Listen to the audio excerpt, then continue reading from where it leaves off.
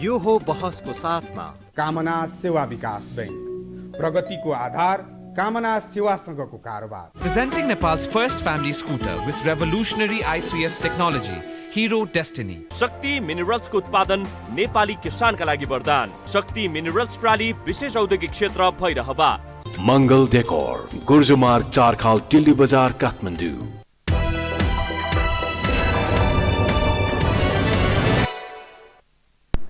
नमस्कार, यो बहसमा म यहाँहरूलाई हार्दिक स्वागत गर्दछु। जीवराम भण्डारी। आज यहाँहरू सामुन्ने उपस्थित हुनुहुन्छ बालकृष्ण नेउपाने। उहाँ वरिष्ठ अधिवक्ता हुनुहुन्छ, नेपालका लागि नेपाली पार्टीका अध्यक्ष पनि। उहाँसँग आज म मूलतः 3-4 वटा विषयलाई केन्द्रमा राखेर विषय उठान गर्ने प्रयत्न गर्नेछु। 1, नेपाली नागरिकता प्राप्ति सम्बन्धी जुन अध्यादेश जारी भएको छ, यससँगै विविध विषयहरू आशंकाहरू पैदा भएको छ। राजनीतिक अस्थिरता छ, दलहरू बीच दूरी बढेको छ। यस्तो अवस्थामा नागरिकता सम्बन्धी अध्यादेश किन जारी भयो? पहिलो प्रश्न। नम्बर 2, कोभिड-19 का कारण नेपाली जन थिलथिलो भएका छन्। मर्ने क्रम जारी छ, ठुलो सङ्ख्याका मानिसहरूको हताहत भएको स्थिति छ र धनको पनि बहुत ठुलो क्षति भएको छ। यस्तो अवस्था, यस्तो राजनीतिक अस्थिरता, यस्तो अप्ठ्यारो अवस्थामा राजनीतिक दलहरू बीचको यो किचलो, दूरी यस ढङ्गले बढेको छ कि यति हदसम्म राजनीतिक दल र त्यसको नेतृत्व पङ्क्ति गैर जिम्मेवार के कारणले हुन सक्छ, के को उपज हो?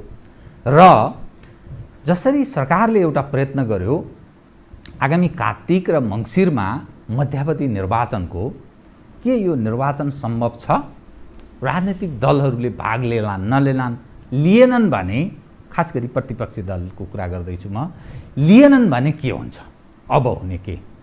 विश्लेषणात्मक र सूचनामूलक ढङ्गले म कुराकानी गर्ने प्रयत्न गर्नेछु। सर्वप्रथम म उहाँलाई स्वागत गर्छु। स्वागत छ यहाँलाई। नमस्कार। अब तपाईँ लामो समयदेखि तपाईँलाई म बुझ्दछु यो नागरिकता प्राप्ति अधिकार सम्बन्धी, नेपाली नागरिकता प्राप्तिको अधिकार सम्बन्धमा जे जस्ता विगतमा व्यवस्थाहरू रहे र जे खाले प्रयत्न विगतका कतिपय सरकारहरूले पनि गरे, यस ढङ्गले नागरिकता खुकुलो ढङ्गले वितरण गरिनु हुँदैन है नेपालको। यसकारण कि नेपाल जुन संवेदनशील अवस्थामा छ, नेपाल देशको जुन अप्ठ्यारो अवस्था छ, यो देशमा फिजीकरणको समस्या हुनसक्छ, महेन्द्र चौधरीहरूको उदय हुनसक्छ। तपाईँ बारम्बार लामो समयदेखि एडभोकेसी गरेको मलाई जानकारीमा छ।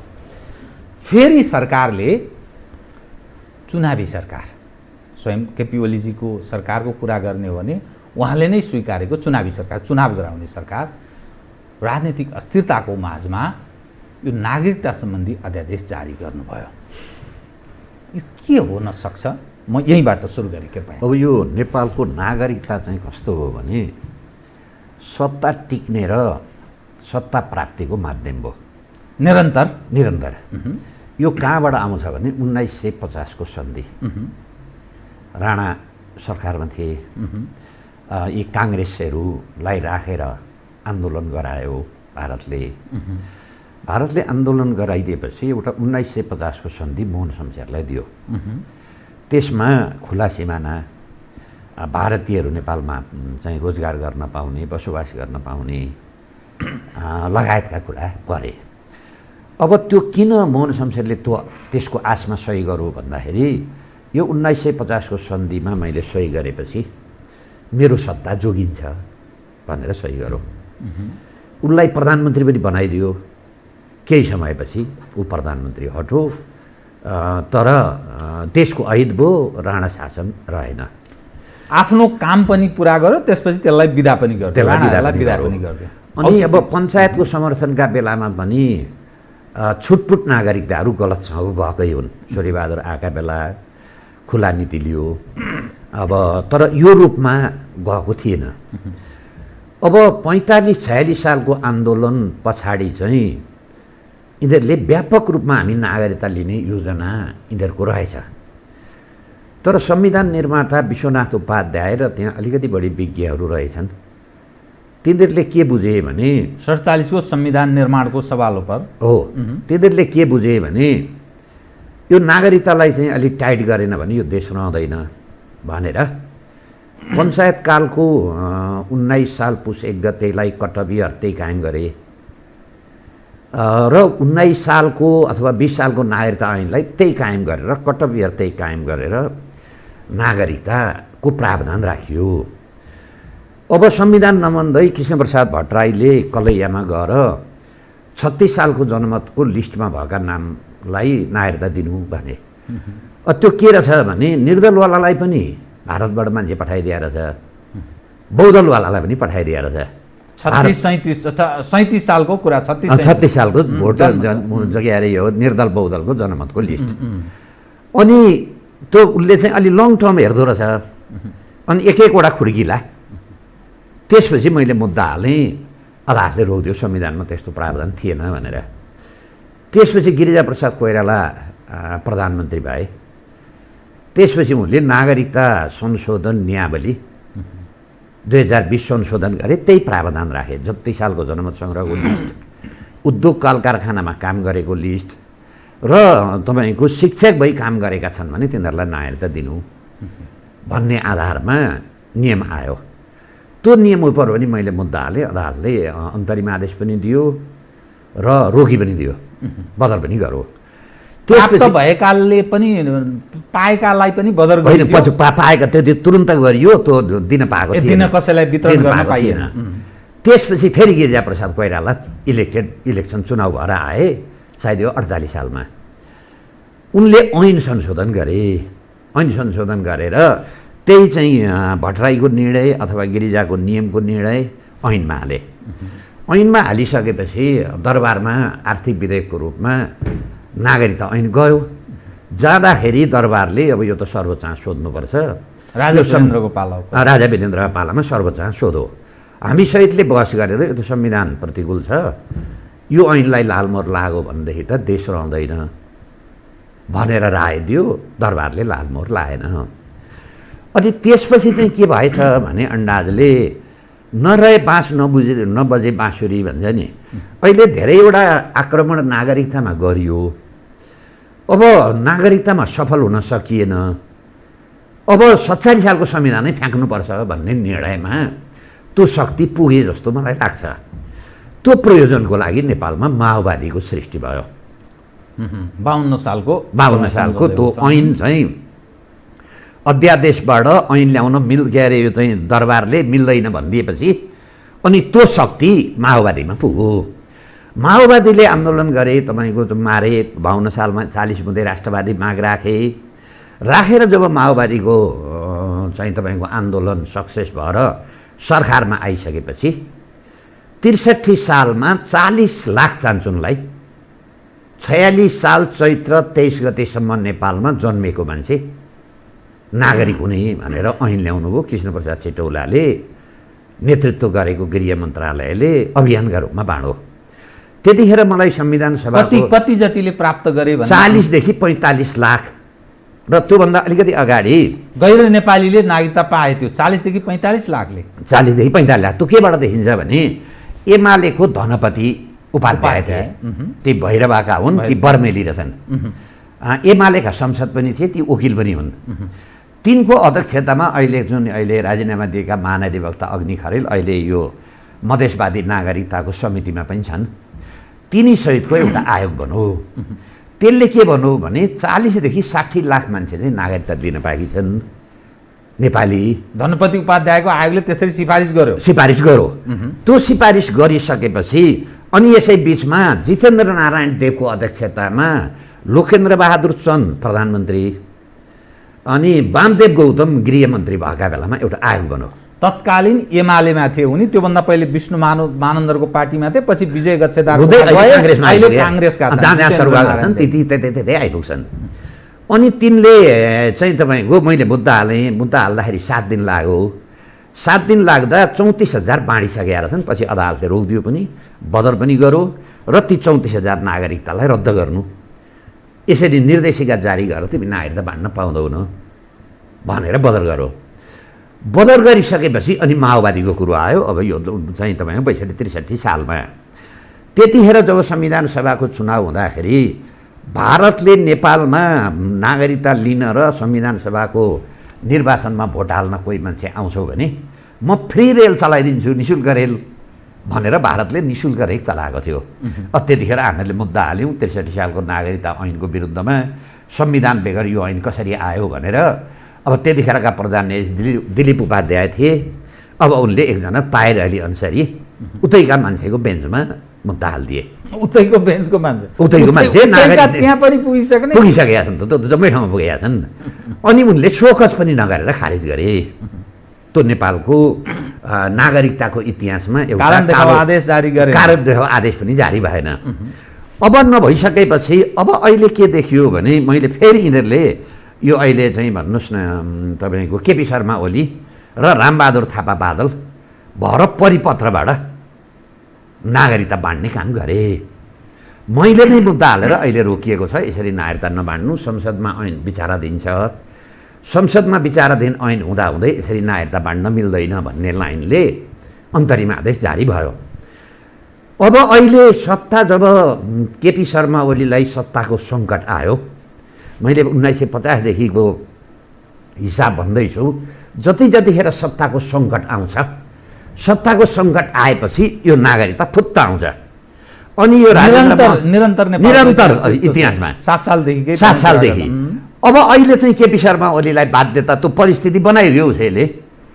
त्यो परिस्थिति बनाइदिएपछि अब उनले चाहिँ के गरे भने अब यो जुन 62-63 सालमा जसले जन्मको आधारमा नागरिकता पाएका थिए ती मान्छेलाई चाहिँ के गरे भने तिनका छोराछोरीलाई नागरिकता दिनु भनेर अहिले त्यतिखेर परिपत्रबाट भयो, अहिले अध्यादेशबाट आयो।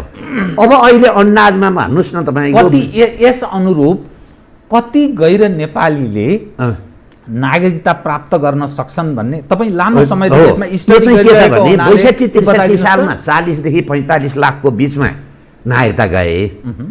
अब त्यो मान्छेका 3टा छोराछोरी रहेछन् भने 40 त्यहाँ 120 1 करोड 20 लाख यो अध्यादेशबाट नागरिकता जाँदैछन्।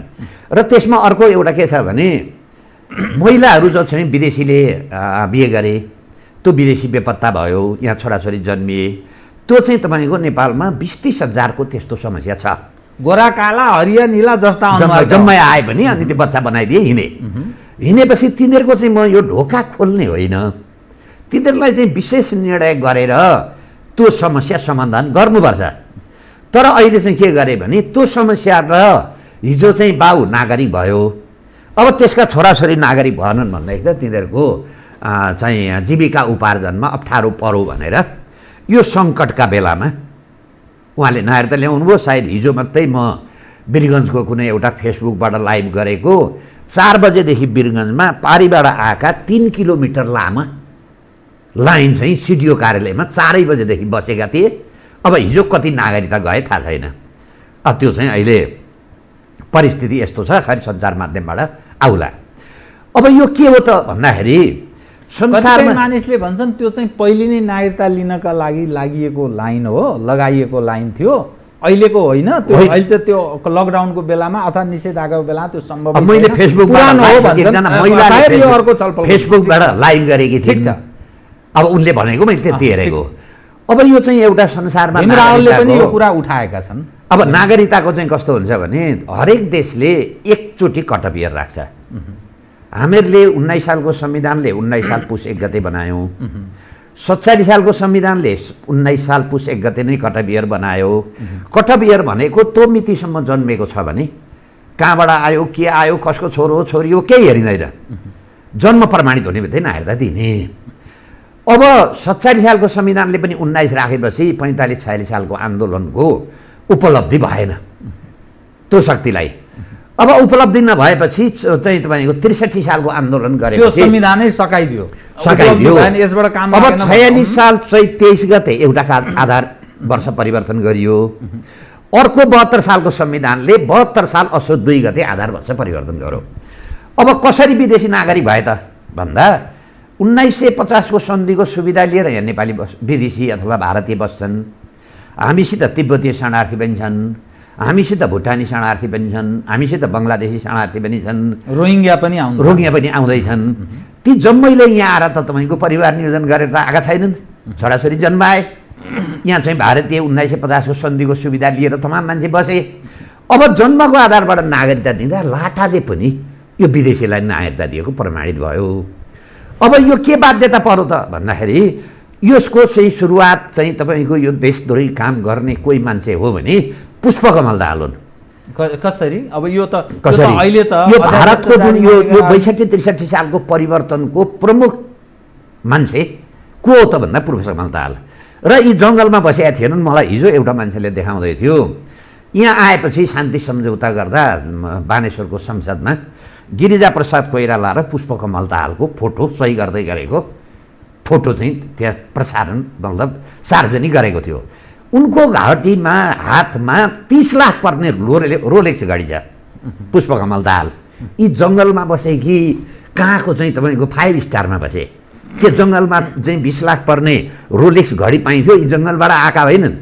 यो चाहिँ के गरियो भने यिनलाई चाहिँ एउटा मुखडा बनाइयो, यिनी फकाइरा साथ यिनलाई आवश्यकता पुरा चाहिँ तपाईँको जम्मै पैसादेखि लिएर सब कुरा दिए। अनि के गरियो भने माओवादीका कभरमा यहाँ अर्कैले प्रोक्सी वार गरो। केका लागि गरो त भन्दाखेरि यही नागरिकताका लागि गरो। र यही रूपमा अब अहिलेको यो अध्यादेशले नागरिकता बाँडेको कुरो कायम हुने हो। मैले हिजो मुद्दा हालेँ, तर अब हाम्रो देशको सञ्चार माध्यम यो संसद विघटन, संसद पुनर्बहालीको नागरिकता मुद्दा दर्ता भएको समाचार पनि आएन। हाम्रो यो देशको प्राथमिकता छ कि राजनीतिमा प्राथमिकता छ भन्ने देखिन्छ। र यो अध्यादेश जिकिर के छ तपाईको त्यो सुनाउन? एउटा के छ भने संसदमा विचाराधीन भएको अवस्थामा संसदले पास गर्न नसकेको कुरा यो चाहिँ के हो भने काम चलाउ सरकारले सत्ता टिकाउने बहानामा यो चाहिँ के हो भने अध्यादेश जारी गर्नु अनुचित। र अध्यादेशको सिद्धान्त के हो भने तत्काल गर्नुपर्ने काम। 3 वर्षदेखि हाउसले यो काम तत्काल गर्नुपर्ने नदेखेर त्यो विधेयक पास गरेको छैन भने अहिले केपी शर्मा ओलीले तत्काल गर्नुपर्ने कसरी सम्झे? यो तत्काल गर्नुपर्ने काम होइन। दोस्रो, यो अस्थायी प्रकृतिको काम मानौँ न, यो अध्यादेश त भोलि कानुनको रूपमा नआउन पनि सक्छ। भोलि चुनाव भएर आउला अथवा संसद पुनर्बहाली भएर संसद आउला। अहिले नागरिकता लिइसकेपछि भोलि त्यो अध्यादेश चाहिँ कानुनको रूपमा आएन भने भएका नागरिक के हुन्छन्? त्यो त निष्क्रिय हुन्छ। तपाईँ अध्यादेश चाहिँ अस्थायी प्रकृतिको ल्याउँदै हुनुहुन्छ, काम चाहिँ स्थायी प्रकृतिको गर्दै हुनुहुन्छ। यो नेचरसँग मिलेन है। र यही इस्युमा योभन्दा अगाडि सर्वोच्च हातले त्यो परिपत्रको आधारमा नागरिकता बाँड्दाखेरि संसदमा विचाराधीन भएको कुरो परिपत्रबाट ल्याउन मिल्दैन भनेर अन्तरिम आदेश दिएको कारणले यो पनि रोकिनुपर्छ भन्ने हाम्रो माग। अब यो कहिले पेशी चढ्छ? अब त्यहाँ पनि तपाईँ राजनीति मान्छे छिरिसकेका छन् अदालतमा। अब के हुन्छ त्यो चाहिँ भगवान् भरोसामा। म त्यति बढी आशावादी छैन। तैपनि अब कोही चाहिँ यो देशप्रति जिम्मेवार मान्छे छन् भने गर्लान्। हामी त भन्ने बाहेक अर्को गर्न सक्दैनौँ। तर एउटा यसले चाहिँ सङ्केत के गरौँ भने अब नेपाल अल्पमतमा हामी नेपाली पर्छौँ। यससँगै अहिले यो नागरिकता बाँडियो भने 1,20,00,000 अहिलेका, हिजो 63 सालमा दिएका 40 लाख र त्योभन्दा अगाडि पञ्चायतले दिएका लगायत दिएका तपाईँको 30-40 लाख होलान् भनेपछि 3 करोड जनसङ्ख्यामा 1.25 करोड 2 करोड त भारतीय मूलका मान्छे यहाँ भएपछि अब यो देशमा भोलि जनमत सङ्ग्रह भयो सिक्किमको जस्तो भने ती मान्छेले त जम्मै सिक्किमका लागि भोट हालिदिन्छन्। भोलि त्यो परिस्थिति परेन भनेदेखि त तपाईँको चाहिँ चुनावबाट आएको मान्छेलाई त मान्नु पर्यो। मान्दाखेरि के हुनु पर्यो भन्दाखेरि चाहिँ यहाँ महेन्द्र चौधरी प्रधानमन्त्री हुन्छन् फिजीको। अहिले पनि संसद होइन, अहिलेको बाहुलले त ती महेन्द्र चौधरी खालका पहिलो पुस्ताका नागरिक, उनको बाहुलले त म सुन्दैछु राजेन्द्र महतो तपाईँको गृहमन्त्री हुँदैछन्। उनी पहिलो पुस्ताका नागरिक हुन्। यो चाहिँ तपाईँको चाहिँ यो छ नि ऊ चाहिँ राजेन्द्र महतोका पार्टीका अध्यक्ष महन्त ठाकुर उतै पारिपट्टिकै घर छन् यिनको। राजेन्द्र महतो पनि पारिपट्टिकै घर छ। हृदय त्रिपाठी पहिलो पुस्ताका नागरिक हुन्। यस्ता यति ठुलो सङ्ख्यामा छन् जसले चाहिँ के हो भने अब यो 63 सालको लोकतन्त्र र गणतन्त्रले कि यो देश सिक्किम बनाउँछ। सिके राउत एकदम जनमत पार्टी लिएर बसेका छन्। अनि विप्लव पनि जनमत हुनुपर्छ भनेका छन्। त्यो जनमत भनेको यही देश राख्ने र नराख्ने होला। त्यसैले म चाहिँ के छु भने अब नेपाली जनता उठेनन् भने अब नेपाल चाहिँ धेरै वर्षसम्म नाम रहला, तर यो देशको शासन चाहिँ आउँदो चुनावदेखि अब महेन्द्र चौधरी खालका मान्छेको यहाँ चाहिँ के हो भने बाहुल्यता हुन्छ। यहाँ एउटा स्पष्ट गरिदिनुहोस् त, तपाईँले एउटा के शब्द चयन गर्नुभयो भने अलि अप्ठ्यारो छ भने काहीँ यसो अरू विकल्पहरू प्रयोग गर्न सकिन्थ्यो, तर यो बाटो होइन जो भनिरहनु भएको छ। त्यो नेपाली नागरिकता लिने सवालमा नेपाल जुन देश छ नि, यहाँ जनतालाई केही सुविधा छैन, कन्त बिजोग छ यहाँका नागरिक। गुजाराका लागि गल्फ कन्ट्री जान्छन्, कतिपय अरू देश गइरहेका छन्। यहाँ सुविधा छ त केही राजनीतिक दलका अगुवाहरू, केही शासक प्रशासकहरू, लुटी खाने वर्ग, एकदम लिमिट वर्गलाई मात्रै सुविधा छ। भारतमा त्यत्रो सुविधा प्राप्त नागरिकलाई त्यति सुविधा दिएको छ, त्यो भारतीय नागरिक नेपाली नागरिकता लिनका लागि किन मर्यादा गर्छ? एक। नम्बर 2, नेपाली स्वयं भारतमा गुजारा गर्नका लागि लाखौँका लाख सङ्ख्यामा भारतीयहरू नेपालीहरू भारतमा गुजारा गर्दछन्, विभिन्न काम गर्दछन्। अनि त्यो भारतको सहयोगमा कतिपय मानिस, खास गरी नेपालीहरू, तपाईँ हामी नै कुरा गर्दा पनि त्यहाँबाट असहयोग भयो भने हाम्रो धेरै चिज चल्दैन। गुजाराका विभिन्न औषधि मूलोदेखि लिएर सबै यो खालको उदार खालको जुन अवस्था छ, यो अलिक ज्यादतीपूर्ण ढङ्गले त होइन। होइन, यो कस्तो छ भने यो किन भारतीयहरू यहाँ नागरिकता लिन चाहन्छन् भन्ने एउटा, यो नागरिकता भनेको यस्तो चिज रहेछ, बिना सेना देश लिन सकिन्छ। हेर्नुहोस् है, भारतको 1% जनसङ्ख्या नेपालमा आयो भने दोबर हुन्छौँ हामी। जति नेपालमा जनसङ्ख्या छ त्यति भारतमा जोगी छन्। एकछिनलाई मानौँ जोगी छन्। उसले अभियानको रूपमा ल नेपालमा छिरो जाऊ, सबको नागरिकता लु, हामीले लोकतन्त्र ल्याउने भनेर आयो भने तपाईँको अस्तित्व रहन्छ? समुद्र र लोटालाई बराबरको हिसाबमा तुलना गर्नुभयो भने समुद्रलाई ल्याएर लोटामा हालिदिनु भने लोटाको अस्तित्व रहन्छ? पलमानलाई ल्याएर बच्चासँग पलमानी खेलाउनु भयो भने, अब यो नागरिकता र तपाईँको भूगोलको हिसाबले हामी चाहिँ भारत र हामी चीन भन्नुहोस् न जनसङ्ख्याको हिसाबले पलमान र बच्चा जस्ता छौँ। त्यसैले यो नागरिकता अब अर्को के कारण रहेछ भने भारतीयहरू यहाँ नेपालमा किन आउँछन् भन्दा एउटा विनिमय दर रहेछ। उहाँ 140 करोडमा प्रतिस्पर्धा गर्नुभन्दा यहाँ 3 करोडमा प्रतिस्पर्धा गर्न सजिलो भयो। एउटा अब्बल दर्जाको 1 नम्बरको नागरिक बन्नलाई। दोस्रो कुरो, तपाईँको 1 बिघा जग्गा बेचेर आउनुभयो भने विनिमय दरका कारणले यहाँ 1.5 बिघा जग्गा पाउनुहुन्छ। तेस्रो कुरो, वैदेशिक रोजगारमा जानका लागि भारतीय भन्दा नेपालमा सजिलो, भारतीय पासपोर्ट र भारतीय नागरिक होल्डरलाई चाहिँ त्यो वैदेशिक रोजगारमा दिने मान्छेले विश्वास गर्दो रहेनछ।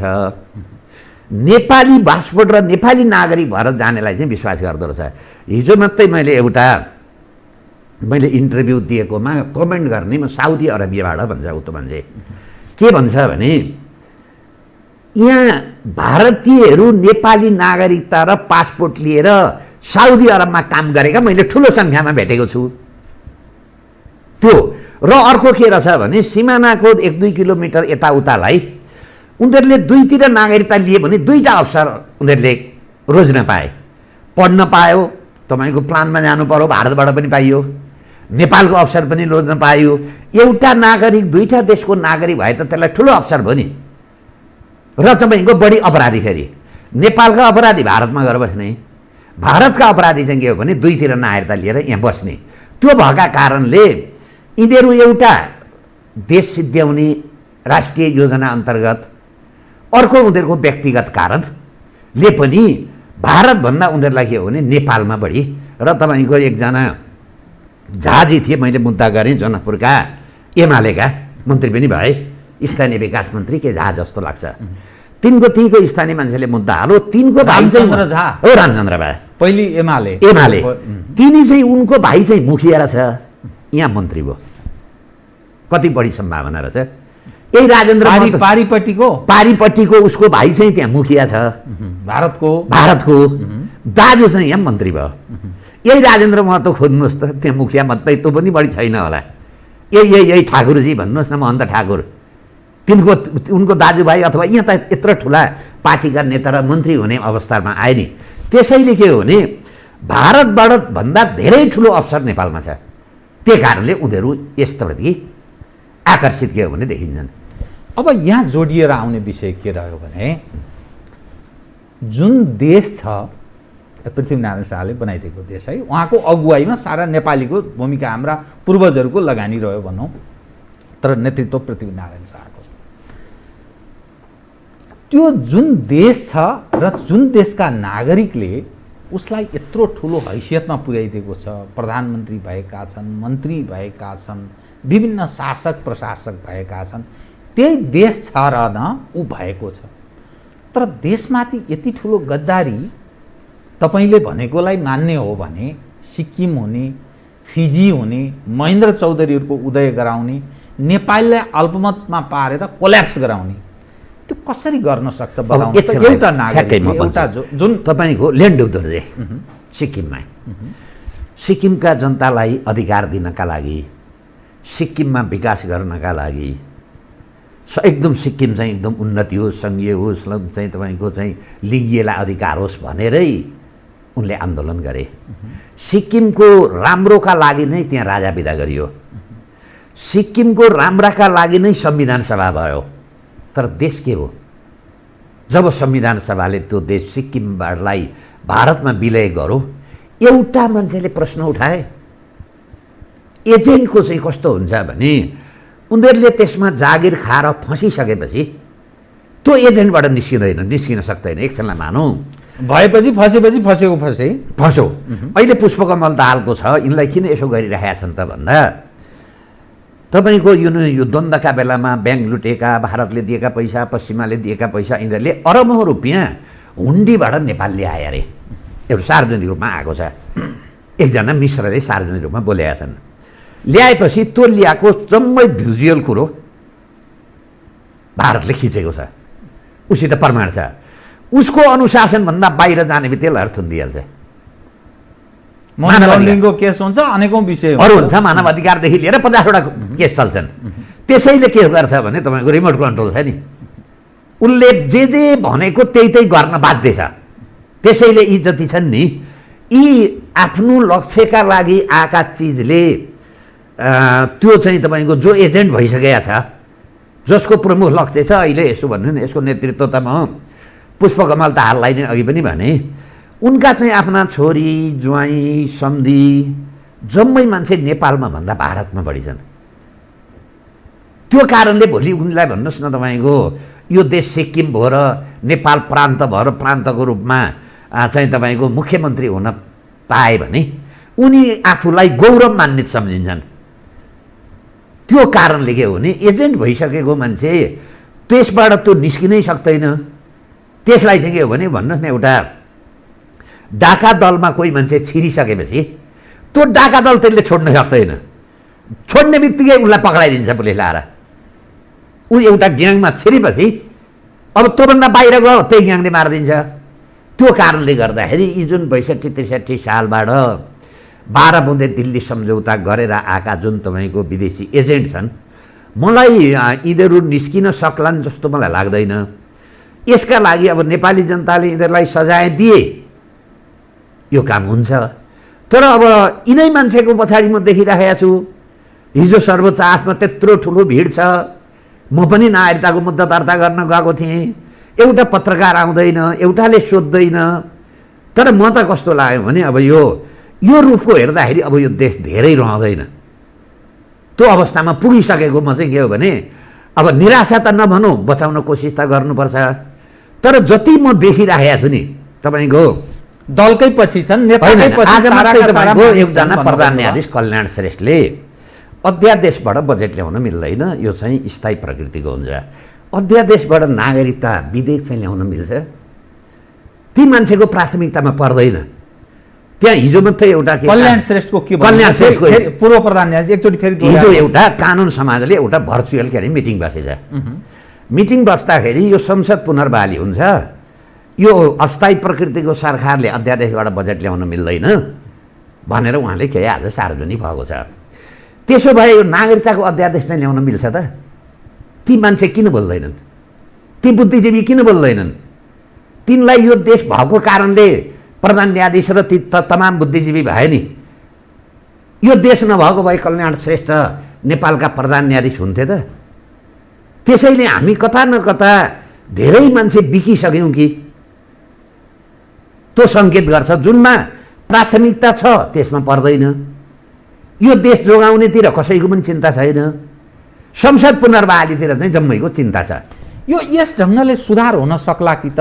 जो राजनीतिक दलका अगुवाहरू छन् ती पहिलो, दोस्रो, तेस्रो, चौथो लेयरलाई चाहिँ त्यो नेतृत्व पङ्क्तिबाट हटाएर पाँचौँ लेयरसम्म आयो भने कि दल आफै त बेइमान होइन। त्यो पनि म देख्दिनँ। त्यो सम्भव छैन। देख्दिनँ। किन देख्दिनँ? जस्तै संसद पुनर्बहाली भयो, देखेँ मैले सडकमा 2, 4, 10, 20 जना राखे जुलुस लाएर निस्के। तर ती मान्छे त्यो युवा छ, विद्यार्थी सङ्गठनको मान्छे होला, त्यसको दिमागमा यो नागरिकता किन परेन? त्यसैले यो त कस्तो रहेछ भने यो दलमा लाग्नु भनेको त आफ्नो विवेक चाहिँ त्यहाँ लगेर बिर्को अफिम जस्तो हुन्छ। अफिम जस्तो जम्मै कुरो लगाएर समर्पण गर्नु। अहिले भन्नुहोस् न, ल चाहिँ शेरबहादुर, म चाहिँ केपी शर्मा ओली र शेरबहादुरमा खासै फरक देख्दिनँ। शेरबहादुर देउपा प्रधानमन्त्री भयो भने यो देशमा के हुन्छ? 6 चोटि त भइसके, 5 चोटि भयो होला नि, यो 6औँ चोटि हुन्छ। उनले अरबौँ कमाउलान्, उसका गुटका मान्छेले कमाउलान्। तपाईँ हामी सामान्य जनता अथवा त्यो नेभी सङ्घको विद्यार्थी अथवा त्यो सामान्य अखिलको विद्यार्थी, त्यसलाई के हुन्छ? तर हामी के अफिम लगाइदिएछ चाहिँ पार्टीको चाहिँ नसा लगाइदिएछ। यस्तै नसाले तपाईँको सिक्किम पनि गएको होला नि त। यस्तै नसाले फिजी पनि गएको होला नि त। त्यसैले म त के हो भने यो हिजो अस्तिदेखिका घटनाक्रम हेर्दा देश रहने नरहने विषयमा चाहिँ हाम्रो नेता, हाम्रा बुद्धिजीवी, हाम्रा मान्छेको प्राथमिकता छैन। हाम्रा प्राथमिकतामा चाहिँ यो अनावश्यक चिज। तपाईँ आम जनतालाई भन्नुहोस् न, शेरबहादुर देउपा प्रधानमन्त्री हुनु र केपी शर्मा प्रधानमन्त्री हुनुमा के फरक छ? हो, फरक कति छ? शेरबहादुर प्रधानमन्त्री भए उनका हनुमान 1000ले खान पाउलान्। केपी शर्मा ओली प्रधानमन्त्री भएका छन्, उनका हनुमान 1000ले खान पाउलान्। आम जनतालाई त त्यही होइन र? तर हामी आम जनतै चाहिँ तपाईँको यसको पछाडि चाहिँ अब किन कुदेका छौँ थाहा छैन। यो चाहिँ के हो भने यो देशका लागि सबभन्दा खतराको कुरा हो। भनिन्छ के भने नि, काङ्ग्रेसको नेतृत्व पङ्क्ति भन्छ हामी प्रजातन्त्रका लागि निरन्तर यत्रो लामो काम गऱ्यौँ, जेल बस्यौँ, नेल खायौँ, सारा दुनियाँ गरेको कारणले हाम्रो यो देशमा योगदान छ। यो सिस्टममा ऊ गौरव गर्छ। त्यसकारण हाम्रा गाउँदेखि तल्लो तहसम्म कार्यकर्ता छ, ऊ गौरव गर्छ। कम्युनिस्ट हामी 6 सालदेखिको निरन्तर गरेको हुनाले भनेर ऊ गौरव गर्छ। अब समस्या के रह्यो भने देशमा कि कम्युनिस्ट छन् कि देशमा काङ्ग्रेस छन्, अरू छन् त बडा कमजोर छन्। जनताको कुनै महत्त्वको विषय छैन। असङ्गठितले त्यो सङ्गठितसँग लड्न भिड्न पनि सक्दैन। 10औं लाख काङ्ग्रेसका हामी पुग्दैछौँ सक्रिय क्रियाशील सदस्य भन्छन्, अनि कम्युनिस्टका पनि त्यही ढङ्गले भन्छन्। अब के विकल्प के हुन्छ? के छ त मान्छेका सामने जो तपाईले जनताको कुरा गर्नु? हामी जस्तो सञ्चार माध्यम, हामी जस्ता मान्छेले यो बुझाउन सक्यौँ न। जस्तो सिक्किमको विलय हुँदा त्यहाँ त एकजना रामचन्द्र पौडेल 32 जनाको संसद थियो। एकजना मान्छे मात्रै संसद छ कि समथिङ छेत्री जस्तो लाग्छ मलाई, तिनले विरोधमा भोट हाले। त्यतिखेर त्यहाँ पनि विद्यार्थी थिए। सिक्किम विलयको विरुद्धमा भोट हाले। विरुद्धमा भोट हाले। अब यो कुरो हामीले जब बुझाउन सक्यौँ न, तपाईँ गलत बाटोमा गलत मान्छेको नेतृत्वको पछाडि कुद्दै हुनुहुन्छ, तपाईँले यसलाई लोकतन्त्र आउँदैन, प्रजातन्त्र आउँदैन, यो देश जाने बाटो त सिक्किमको र फिजीको बाटो, त्यो हामीहरूले भन्न सक्यौँ न। हाम्रा बुद्धिजीवीहरू चाहिँ त्यो कन्भिन्स गर्न सक्यौँ न। तर अब समस्या हरेक 10 वर्षमा जुन नेपालीले परिवर्तन खोजे, अब चाहिँ नेपाली परिवर्तनको सङ्घारमा छन् कि? अहिले हेर्नुहोस् त सामाजिक सञ्जालमा हेर्नुहोस्, तपाईँको चाहिँ मान्छेको बुद्धिजीवीको रियाक्सन हेर्नुहोस्, केही बिकेका बुद्धिजीवी बाहेक ती चाहिँ यो जम्मै पार्टी र नेताप्रतिको विरुद्धमा छन्। त्यही विरुद्ध देखेर हामीहरूले यिनीहरूको विकल्प पनि त खोज्नु पर्यो नि त। हामी चाहिँ विकल्प चाहिँ नदिने अनि यिनीहरूलाई मात्रै गाली गरेर त भएन भनेर हामीहरूले नेपालका लागि नेपाली पहिले भ्रष्टाचारको अभियानको रूपमा चलाएका थियौँ। अब हामी त्यसलाई अब पार्टीगत संरचना दिएर सायद हामी जनताले तिमीहरूलाई चुनावमा जाऊ, यिनीहरूको विकल्पको रूपमा तिमीहरूलाई हामी प्रस्तुत गरेर 2/3 ल्याएर यो देशको चाहिँ तपाईँको संरचना हामी ठेगानमा लाउँछौँ, भ्रष्टाचार नियन्त्रण गर्छौँ भन्छन् भने हामी त्यो कामका लागि तयार भएर त्यसको केही प्रारम्भिक काम हामी गर्दैछौँ। तर एउटा तपाईँ सोच्नुहोस्, कृपया के भने कसरी सम्भव छ त यो? हामीहरूले के भन्यौँ भने यो 12 बुँदे दिल्ली सम्झौताबाट आएको समस्या, संविधानमा समस्या छ। यो संविधान 2 किसिमले फेरिन्छ। एउटा आन्दोलनबाट फेरिन्छ, एउटा 2/3 दिए भने 2/3बाट संसदबाट पास संशोधन गरेर फेरिन्छ। हामीहरूले आन्दोलनको बाटोमा पनि जान्छौँ हामी, सँगसँगै यो संसदको बाटो किन प्रयोग नगर्ने? संसदमा एकछिनलाई भन्नुहोस् न, भोलि हामीहरूलाई जनताले 2/3 दिएर पठाए भने हामी के गर्छौँ भने यो 63 सालबाट आएका यो देशका अहितका प्रावधान जम्मै खारेज गर्छौँ। यो देशलाई सानो संरचना बनाउँछौँ, 886 संसद हटाउँछौँ, 100 हाल्छौँ, प्रत्यक्ष निर्वाचित प्रधानमन्त्री बनाउँछौँ, कुनै न कुनै रूपको राजा ल्याउँछौँ। त्यो बाटोतिर गयो भने हुन्छ कि भनेर हामी केही छलफल गर्दैछौँ विकल्पको रूपमा। अब जनताले हामीहरूलाई कसरी रियाक्सन दिन्छ, कसरी सपोर्ट गर्छ? अब यिनै देशघाती तपाईँको ज्यान मारा, हत्यारा, हाइज्याकर, टाउको काट्ने, बस पड्काउने केही पछाडि लाग्छ नि त, हाम्रो केही पनि लागेन। तर हामीहरूलाई त्यस रूपमा मानिसहरूले सपोर्ट गरे भने त्यो पनि एउटा बाटो छ है भन्ने हाम्रो भनाइ चाहिँ के हो भने एउटा सार्वजनिक गरेकै छौँ हामीहरूले। अब यो जुन स्थितिमा अहिलेको तत्काल हेर्दाखेरि तपाईँले दीर्घकालमा हाम्रो लक्ष्य यो छ, यो चाहन्छौँ हामी, विकल्पको रूपमा हामी छौँ है, हामी पनि छौँ है भनेर जुन ढङ्गले तपाईँ प्रस्तुत हुनुभयो, समस्या के आइहाल्यो भने सर्वोच्च अदालतमा रिटका रिट छ, दर्जनौँ रिटहरू दायर भएका छन्। केका लागि? प्रतिनिधि सभा विघटन असंवैधानिक छ र यो चुनावमा मङ्सिरको चुनाव, कार्तिक र मङ्सिरको चुनावमा जान सकिँदैन, प्रधानमन्त्री र राष्ट्रपतिको कदम असंवैधानिक छ भन्ने जिकिर छ। अब त्यसको फैसला अथवा आदेश कहिले होला त्यो अलग पक्ष छँदैछ। तर यो जुन स्थितिमा प्रवेश गर्दैछ नि राजनीति, चुनाव भयो भने के, नभए के, र राजनीतिक दलहरू जुन अहिले देखिएका, खास गरी ओली इतरका एमाले, प्रचण्डजीको पार्टी र शेरबहादुरको काङ्ग्रेस, यो पक्ष चुनावमा भाग नलिने स्थितिमा गयो र जसपा पनि विभाजित स्थितिमा छ, त्यसको पनि एउटा हिस्सा गएन चुनावमा भने यो दुईटै पक्षको तुलना गरिदिनुहोस् त तपाईँ एउटा वरिष्ठ अधिवक्ता भएको हुनाले के हुन्छ त्यस्तो स्थितिमा चाहिँ? अब एउटा चाहिँ म के देखेँ भने यो 12-13 वर्षको अनुभव हेर्दा यो 12 बुँदे दिल्ली सम्झौताबाट खडा भएका संरचना फेल भयो। अब यो फेल भइसकेपछि जस्तो भन्नु न, शरीरमा रोग छ भने ज्वरो आउँछ नि। यो अहिले संसद विघटन, अदालतमा मुद्दा, यो प्रदेशको तपाईँको विघटन, गठन, मन्त्री थप्ने हाल्ने, यो सब कुरो हेर्दा यो व्यवस्था असफलतातिर गयो। अब चुनाव भए पनि समस्याको समाधान हुँदैन, संसद पुनर्बहाली भए पनि झन्नै यही संसदबाट सिक्किमीकरण हुनसक्छ। म यसलाई केलाई दोष दिन्छु भने यो प्रणाली नै हामीले गलत ल्यायौँ। यो रूपको संसदीय प्रणाली अब नेपालमा फेल भयो। यसको विकल्पमा अब हामीहरूले सोच्नु पर्यो।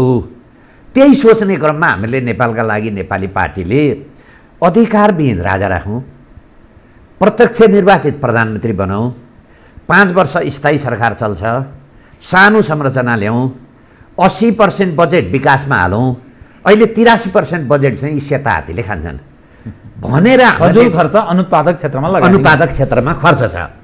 त्यसैले अब यो भनौँ न, अब प्रधानमन्त्रीले विघटन गर्नुभयो, अब 27 जना एमालेका संसद सायद 11 जना हिजो निकाल्नुभयो, अब अरू पनि निस्किन्छन्। अब यी एमालेका मान्छेको पद बहाली नभइकन संसदमा शेरबहादुर देउपाको विश्वास पुग्दैन। अब यो अझै हिजो 11जना निकालेका र अरू पनि निकाल्नुला, त्यो चाहिँ पार्टीको निर्णय है। पार्टीको विधान बमोजिम निकालेका कुरा चाहिँ अदालतमा मुद्दा हेर्दिनँ भन्ने नजिर छन्। त्यसैले यो चाहिँ संसद पुनर्बहाली यो मुद्दामा होला जस्तो मलाई लाग्दैन। संसद पुनर्बहाली हुँदैन हुने अवस्था देख्दिनँ। किनभने माधव नेपाल दलीय व्यवस्थामा दलभन्दा बाहिर गरेर निर्दलीय चरित्र देखाएर, यो त निर्दलीयलाई चाहिँ उनीहरू फिट रहेछन्, यो बहुदलीय व्यवस्था चलाउन त यी मान्छे फिटै रहेछन् नि। त्यसैले अब के गर्छ अदालतले म भन्न सक्दिनँ, तर मैले हेर्दा यिनीहरूले जो एमालेबाट जुन दलमा हुँदाहुँदै 27 जना मान्छेले सही गरेर राष्ट्रपतिलाई चाहिँ तपाईँको दिए वैकल्पिक सरकारको, त्यसले मलाई कायम होला जस्तो मलाई लाग्दैन। अब हुन चाहिँ के सक्छ त, जुन अब यो चुनावको एउटा कुरो अनि अर्को कुरा अब के हुन सक्छ? अब एउटा यो व्यवस्था राख्ने हो भने चुनाव बाहेक विकल्प छैन। यो व्यवस्था राख्ने हो भने चुनाव बाहेक विकल्प छैन। किनभने चुनाव भनेको चाहिँ व्यवस्था र नेतालाई छान्ने फिल्टर हो। त्यो न्यायाधीश सबभन्दा ठुला चाहिँ जनता हुन्। त्यो जनतामा जान यी मान्छे किन डराइराखेका छन्? सिक्किमीकरणको केही यो संसदबाट योजना छ कि? यी कथाकथित बुद्धिजीवी किन यसको पक्षमा लागिराखेका छन्? यो चाहिँ म के हो भने सबभन्दा ठुलो खतरा चाहिँ म देखिराखेको छु। यो एक खालका मान्छे छन् नि, एक खालका भारतीय, एक खालका पश्चिमा अनुशासनबाट चल्ने मान्छे, एक खालका कथाकथित नागरिक समाज। ती मान्छे हेर्दाखेरि यो के हो भने नेपाल पश्चिमा र भारतीय र चिनको चाहिँ तपाईँको द्वन्द्वमा फँसे कि भन्ने चाहिँ के हो भने सङ्केत देखिन्छ। अलिक प्रक्सी प्रकृतिको वार भइरहेको जस्तो। प्रक्सी भनेको यहाँ पश्चिमाले आफ्नो कन्ट्रोलमा राख्ने, भारतले आफ्नो कन्ट्रोलमा राख्ने, चीनले आफ्नो कन्ट्रोलमा राख्ने, ती तीनटा देशको तानातानकै कारणले यो व्यवस्था के हो भने खतरामा परेको के हो भने देखियो। अब यो तानातानबाट निस्किन सक्छ जस्तो मलाई लाग्दैन। एउटा तपाईँले महत्त्वपूर्ण कुरा के भन्नुभयो भने यो देश नेपाल हो, यसका हामी नागरिक हौँ, गौरव गर्छौँ, हाम्रो पूर्वजहरूले बनाइदिएको देश र हामी निरन्तर छौँ। सायद हाम्रा नाति पनाति पनि निरन्तर रहन् भन्ने हामी चाहिँ प्रार्थना गर्छौँ। रहन्छ रहँदैन अलग पक्ष। तर यो देशको नागरिक भएर सोनाम धन्ने बुद्धिजीवी आफूलाई बकेर हिँडिरहेको व्यक्ति कसरी भारतको एडभोकेसी गर्छ, कसरी पश्चिमाको एडभोकेसी गर्छ, कसरी अर्को देशको चाकरी गर्छ, कसरी लठैत प्रकृतिका मानिसहरूको नेतृत्व पङ्क्तिका मानिसको कार्यकर्ता भएर हिँड्छ, त्यो कसरी बुद्धिजीवी एक। नम्बर 2, अनि यो देश भनेको यो राजनीति गर्ने मानिसको मात्रै त होइन, अरू शासन प्रशासन एज अ देश चलाउने जसरी एउटा मानव चल्नका लागि मस्तिष्कदेखि हात खुट्टा सारा मुटु कलेजो फोक्सो सब चिज छ, आँखा कान, त्यसै गरी यो देश चलाउनका लागि पनि अरू खाले संयन्त्र पनि होला। राजनीति त नकचराहरूको हातमा पर्यो होला रे, नालायकहरूको हातमा पर्यो होला रे, तर त्यो अरू संयन्त्र सब मुखदर्शक, केही गर्न नसक्ने, सब के असफल हुन लागेको, यो सिद्धिन लागेको। यसको अर्थ अब यो के देखिन्छ भने यो गरिबी सबभन्दा ठुलो समस्या रहेछ। र यो सानो देशको जस्तो भन्नुहोस् न नागरिकता लिएको भारतीय यहाँ छ, ऊ नेपाली भन्न चाहँदैन, ऊ किन ठुलो देश छ नि, ऊ आफू भारतीय भन्छ र तपाईँको जो एजेन्ट गौरव गर्छ। त्यो सिक्किमको विलयको कसैले कथा पढेको, इतिहास पढेको भए त्यहाँ त्यस्तै घटना देखिन्छ। त्यसैले जब यो एजेन्ट भइसकेपछि, पैसामा बिकिसकेपछि, स्वार्थमा बिकिसकेपछि अब त्यो कुरालाई चाहिँ तपाईँको अब के कसरी अब भन्नुहोस् न, अब यो बुद्धिको भाँडोमा बिर्को लागेपछि के हुन्छ? लेन्डो दोर्जेको बिर्को लाग्यो, ती 33 जना अरू केही देख्दैन, आफ्नो उद्देश्य भूमिका मात्रै। तर जब चाहिँ लेन्डो दोर्जे मर्ने बेलामा एउटा ओडारमा गएर दुःख पाएर मरे अरे, अनि त्यो कुरो पनि हेर्नुपर्छ है। हाम्रा जसले काम गर्दैछन् यो काम, तिनीहरूले पनि त्यो कुरो सोचुन् भन्ने चाहिँ म तिनीहरूलाई अनुरोध गर्छु। अनि त्यो मैले संयन्त्रको कुरा गरेँ, ठिक छ, राजनीतिक पक्ष त्यो नालायक भयो होला, त अरू संयन्त्र छ नि, त्यो सारा जो देशको हितमा काम गरिरहेको छ, साराका सारा संयन्त्रहरू व्यक्ति गौरव गरिरहेको छ, म फलाना देशको एजेन्ट हुँ, म त दूतावासको भित्रैको मान्छे हुँ भन्छ। अनि त्यो अरू संयन्त्र चाहिँ के यसै वर्ष त्यतिका लागि पालेको यो देशमा? यो संयन्त्र भनेको संविधानले खडा गरेको, यो कानुनले, यो 12 बुँदेबाट आएको संरचनाले त्यसैका लागि सपोर्ट गर्छ। तपाईँ एकछिनलाई भन्नुहोस् न, देशभक्ति काम गर्ने हो भने त्यो मान्छे न्यायाधीश पनि नियुक्ति हुँदैन, त्यो मान्छे संसद सदस्य पनि नियुक्ति हुँदैन। तपाईँ जितेन्द्र नारायण देव भारतको नागरिक दिने काम गर्नुहोस्, सधैँ पदमा बस्नुपर्छ। तपाईँ, मैले अग्नि खरेललाई नाम लिन्छु, 51 सालमा 60 लाख भारतीयलाई नागरिकता दिन बाँकी छ भनेर प्रतिवेदन दिएका मान्छे मन्त्री पनि भए, संसद सदस्य पनि भए, महाधिवक्ता पनि भए, अहिले फेरि अर्को आयोगमा छन्। यो कस्तो भयो भने तिनीहरूको सेवा गरौँ भने चाहिँ तपाईँलाई पद पनि आउँछ, पैसा पनि आउँछ। जो पद र पैसाका लोभी छन्, लेन्डुप दोर्जे जस्ता, अब यिनीहरूले गरेका आखिर संरचना हाम्रा त्यसैले बनाएका संरचना हुन्। त्यसैले यो संरचनाभित्र राम्रा मान्छे, देशभक्तिपूर्ण मान्छे, देश बचाउनुपर्छ भन्ने मान्छे त प्रवेशै पाउँदैनन्। यो संरचनाभित्रबाट कुनै सम्भावना परिवर्तन। अब एउटै मात्रै म झिनु आश के देख्छु भने यो कोरोना नियन्त्रण भएर जनता सचेत भएर 3 करोड जनता सडकमा आयो देश जोगाउन। त्यस प्रकृतिको नेतृत्व आयो र त म अझ यो सञ्चार माध्यमबाट म सुरेन्द्र केसी, त्यसपछि मनिषा कोइराला, यी जो यो व्यवस्थाको विरोधमा बोलिरहेका छन्, आउनुहोस् एक ठाउँमा बसेर यो देश जोगाउँ। त्यस ठाउँका तपाईँको देशभरिका मान्छे को हुनुहुन्छ, आउनुहोस् हामीसित सम्पर्क गर्नुहोस्। हामी यो देश जोगाउन लागिरहेका मान्छे, पद र पैसाका लागि हिँडेका मान्छे होइनौँ भनेर म आह्वान गर्छु। अब ती मान्छे आए, देशैभरि उल्टेर आयो, यी जताबाट आए त्यता भाग्छन्। तर अब समाज चाहिँ बहुदलीय व्यवस्था ल्याइदिएको छ, विभक्त छ, हरेक चाहिँ तपाईँको चाहिँ फुटाउ र हत्याउको सिद्धान्त प्रयोग गरिएको छ। अब यो कति सम्भावना छ म तपाईँको झिनो आशा देख्छु। तर नेपाली जनतामा राष्ट्रियताको बिउ छ भने यो बिउ के हो भने उम्रिन्छ। अब यो जुन म कार्यक्रमको ठिक अन्त्यमा आएँ कि जुन अवस्थामा अहिलेको तरल राजनीतिक अवस्था देखा पर्दैछ, दलहरू बिचको दूरी बढ्दै गएको छ, राजनीतिक अस्थिरतामा छ, यसको एउटा ठ्याक्कै ओभरग्राउन्ड भन्छ नि, अर्थात् ठ्याक्क त्यो तस्बिर देखा पर्नलाई कति समय लाग्ला? यो यसको ठ्याक्क निर्क्योल, यो अन्योल, यो अस्थिरता, यसको चाहिँ एउटा ठ्याक्कै टुङ्गो कहिलेसम्म लाग्यो? यो संसदको कार्यकालभित्र कि संसद पुनर्बहाली भयो, यही संसदले जम्मै ठेगान लाउँछ कि केपी शर्मा ओलीले ठेगान लाउँछन् कि केपी शर्मा ओलीको बुद्धि फिर्किन्छ? मेरो त छोराछोरी पनि छैन, इतिहासमा नाम राख्नु पर्यो, अब यो देश जोगाएर छोड्छु, म लेन्डुप दोर्जे काम गर्दिनँ भन्ने लाइनमा भए अर्को एउटा उपाय अघि मैले भने जनतै स्वस्फूर्त रूपमा उठ्नुपर्छ। तर अब के हो भने असङ्गठित जनता कसरी होइन, सङ्गठित जस्तो अहिले हामीहरूले यो पार्टी खोलिसकेपछि यति मान्छे सम्पर्कमा आए, तपाईँलाई पैसा चाहिन्छ, हामी पैसा दिन्छौँ, चुनाव लड्नुपर्छ, हामी चुनाव लड्छौँ, हामी त्यो सङ्गठन गर्छौँ भनेर स्वस्फूर्त रूपमा सङ्गठित भइरहेका छन्। त्यसैले म यो नेपाली जनताको यो देशभक्तिपूर्ण तपाईँको विचारलाई म चाहिँ के हो भने नजरअन्दाज गर्दिनँ। एक दिन नेपाली जनता तात्दैनन्, तातेपछि सेलाउँदैनन्। त्यो चाहिँ के हो भने म आशावादी, अझ पनि म जनता बाहेक अरू यी संसदबाट, अदालतबाट, यी संवैधानिक अङ्गबाट, यी पत्रकारबाट म यो सम्भावना देख्दिनँ। मलाई विश्वास चाहिँ के छ भने नेपाली जनताले यो देश फिजी हुन पनि दिँदैनन्, यो देश सिक्किम हुन पनि दिँदैनन्, यो देश अफगानिस्तान हुन पनि दिँदैनन्।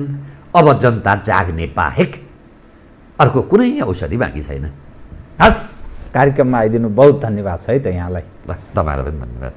आदरणीय दर्शकवृन्द, उहाँ हुनुहुन्थ्यो बालकृष्ण नेउपाने, वरिष्ठ अधिवक्ता, नेपालका लागि नेपाली पार्टीका अध्यक्ष पनि। समसामयिक विषयलाई केन्द्रमा राखेर गरिएको कुराकानी। म सहित मेरो सम्पूर्ण युनिटलाई कार्यक्रमबाट बिदा दिनुहोस्, तर यो हो टेलिभिजन, हेर्दै रहनुहोला। नमस्कार।